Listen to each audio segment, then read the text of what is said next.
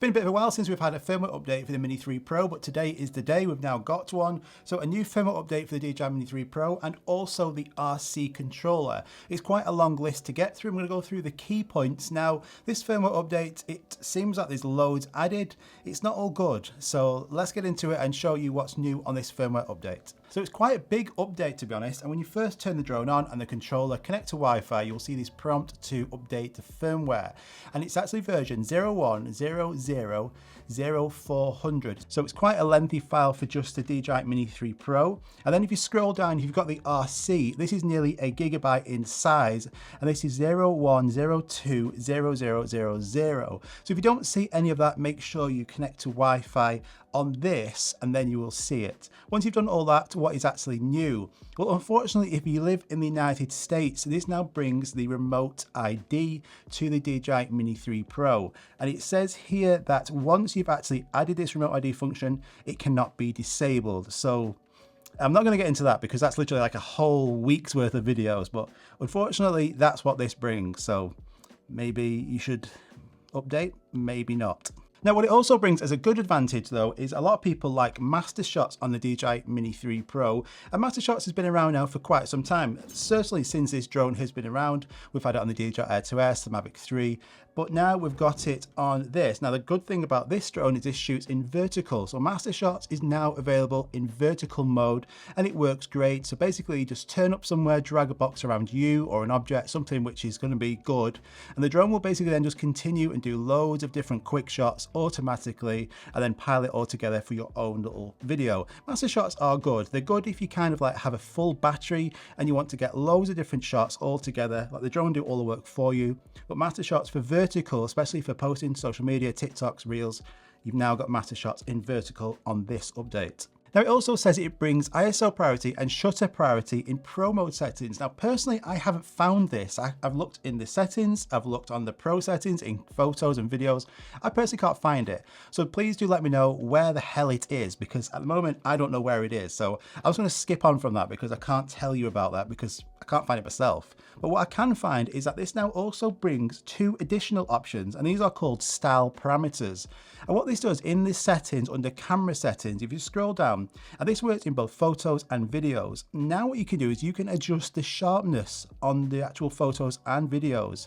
Now I think this is good for one reason.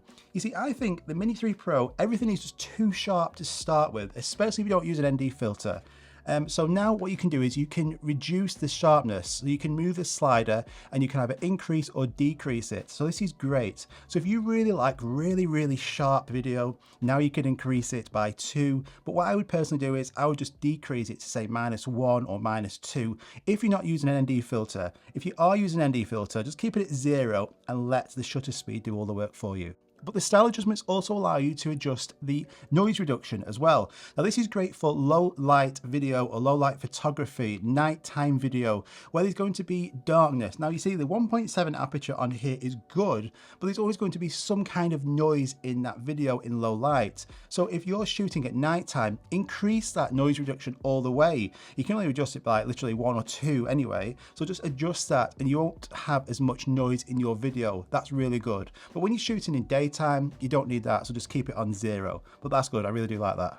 Now, if you also have a wide angle lens for your DJI Mini 3 Pro, and a certain company might be releasing one of those really soon, but you can now use that. So once you have your wide angle lens, you can put that on your drone and it will allow you to actually use it. Without that, it will detect as a wide angle lens on the drone because normally they're heavier and it won't let you do certain shots. So that's going to be great as well for anybody who picks up a wide angle lens. Unfortunately, that's pretty much it. So there was not really a lot there added. It's not great if you live in America, but it's also great if you like Master Shots. They are now available in vertical mode. So to be honest, would I update if I was in America? Well, unless I was having loads of problems and I wanted the ability to do style parameters, then yes, but probably I would hold off as long as you can. But that's what it brings. It basically lets you have that style adjustment. You can do Master Shots in vertical and it brings a remote ID, which can't be disabled once you've done that. But what's good though is the update for the DJI RC. And this is good if you have a DJI Air 2S. So DJI Air2S owners haven't been able to use this controller. It's always been limited to the Mini 3 Pro and the Mavic 3. But now when we scroll across, after this firmware update, you will see the DJI Air2S is now available. So if you have a Mini 3 or Mavic 3 with this controller and you have an Air2S as well, now you can use it. It's also great if you already have a DJI Air2S. You could pick up just this controller, which is the cheapest controller you can buy. It's about $250, and then you can use this, and I do highly recommend it. This controller isn't perfect, but it is really handy. You know, it's quite slow and buggy in some areas, but overall, having the screen built in and just the size of it, it's really lightweight. I do love this controller, but yeah, that's a great addition. I think that I hope more kind of like drones become more applicable to this, such as like the Mini 2, the Mini SE. I'm not sure why they all can't be used on this. Maybe they can, maybe they will do eventually. And this also now supports FlyShare, so this will allow you to transfer files from this to a mobile device, so that's really good. And then it just says it just fixed some minor bugs, and they always put that pretty much on every single update. None of us really have a clue what that is. That's generally if you've been having some issues with this or the drone, you know, there could be anything, to be honest. But I've been testing this out, I've been flying this, and it's been working really good. So everything, like all the features have been working great. 4K works great.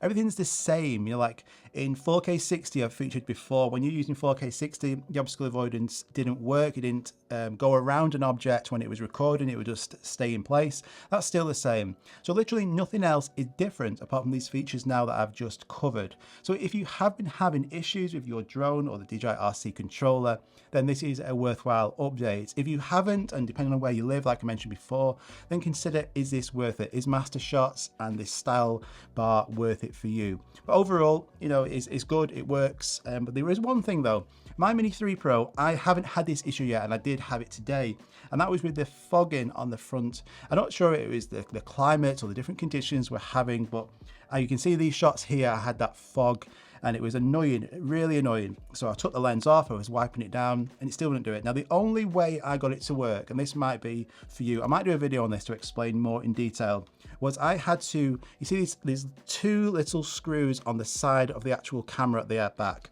So I got my little screwdriver, I took the actual whole front part of the lens off, and then wiped that down with a cloth, and then wiped the lens down, and then it worked fine. And then what I did is I had this UV lens by Firmware, and I just put that on the front of it, and I had no fogging issues whatsoever. So do let me know in the comments if you want me to cover that in detail, if you've been having any issues with like the fogging or any like misting of that lens.